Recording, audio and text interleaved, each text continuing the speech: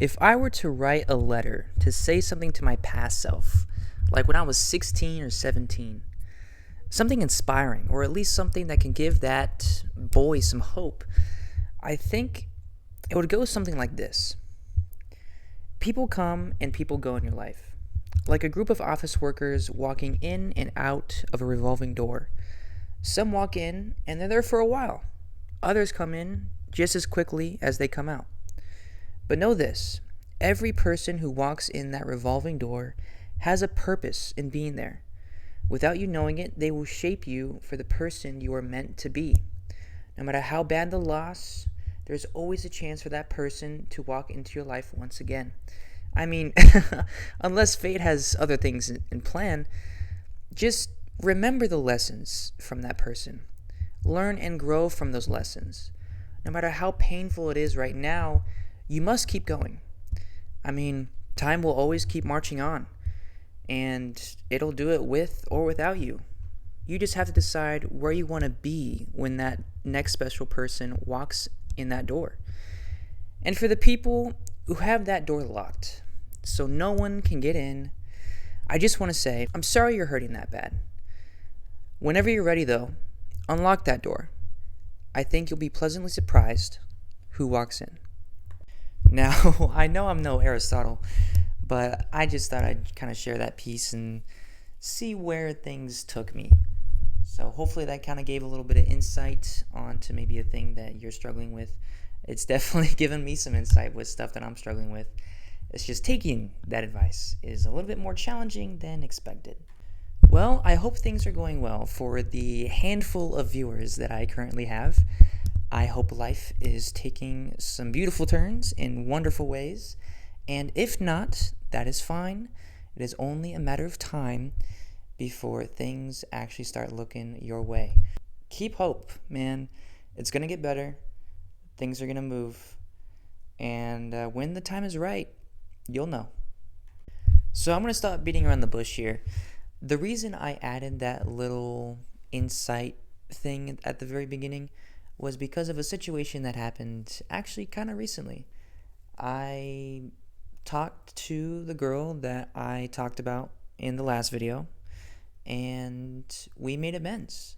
And to my surprise, it went a lot better than expected. I honestly thought she would just kind of ignore me or just stomp on my heart. But hey, that didn't happen, and I couldn't be more grateful for it. So it actually compelled me to make this video, and that's why I wanted to say a few things. One, if you're thinking about reaching out to someone who has wronged you in the past, or just tie up some loose ends and make your life a little less miserable, just do it. I mean, think realistically, what's the worst thing that could happen? Worst thing that can happen is you talk to this person, or you try to talk to this person, and they don't want to talk. Well, that's out of your control. You can't really do much about it. But if you do talk and they are open to conversation, it's going to be a lot better than you expect. I promise you. Unless that person is just Lucifer himself, you will be fine. And you will go out of that conversation thanking you for actually having the courage to do it. Now, this goes without saying, but it is a lot easier said than done on gathering the courage and making amends with the person who has wronged you in the past. And I kind of want to dive into how I coped with the amount of stress that I was under. And at one point, I almost didn't do it because I was that stressed out. I was that panicky. But to walk you guys through this, I saw this girl. I knew I had to talk to her. And I went into the bathroom. I looked myself in the mirror and I'm like, you're going to regret this if you don't do it right now. And at this point, my heart was beating like a mile a minute. My legs were shaking. My hands were really, really sweaty. I could not get it together, but I just calmed myself down. I breathed in, I breathed out. I did a little breathing exercise for about a minute until I finally could get my head straight. And then when I gathered the courage to walk out of that bathroom and into those double doors, I tried my very best to keep it together. And it's funny, when I finally got the chance to talk to her and sit down one on one, all the nerves went away. And it was just, I was there in the moment. And it it was so easy. And I thought that was really interesting. And I want to add on something that might not necessarily be as interesting or surprising, really.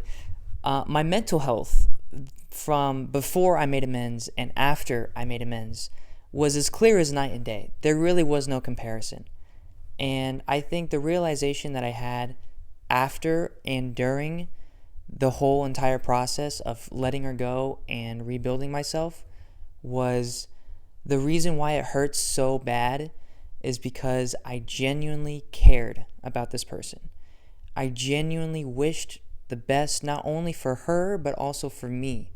And that is why I think about her so much. That is why I had her in my mind and wishing that things would be different, but realizing that they aren't and you don't really have any control over it was relieving in a sense. I mean, she did tell me that she didn't want to talk to me anymore and that this is it.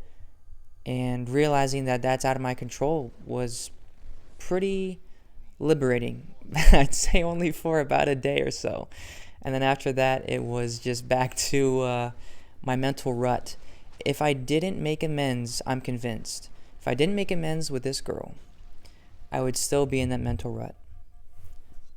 And I think that's where most people kind of miss the mark. And I'm not talking about most people, I'm also talking about myself here. I genuinely believe that being in that mental rut for months or for weeks or for days is a lot less beneficial to you than actually facing the fear of approaching and making amends with that person, or at least clarifying the fact that you just don't want any bad blood between you guys.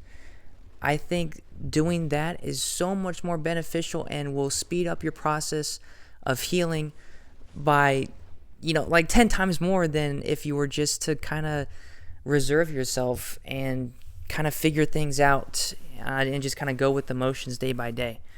But, I mean, to each his own. If you really do feel like that's your way, then go for it. I'm not here to tell you otherwise. It's just the things that I've done that have really worked for me.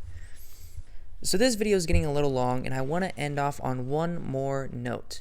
And I just kind of thought about this while writing the script for this video, and I can't help but think about reaching back and looking at that day that I made amends with this girl. If I didn't use my anxiety in the right way, and if I didn't use it as like a compass of ways, of a way to direct me into things that I need to do and I know that are important, then I would still be in my head about why didn't I do that? I should have done that. Why it's the moment's the moment's passed and I'm probably not going to see her again for a while now, and it's gone, it's over, and blah blah blah blah, right? So use anxiety to your benefit. It can either cripple you or it can assist you. And just listen to your body. Listen to your mind. I think you'll be pleasantly surprised of what insightful things come to mind.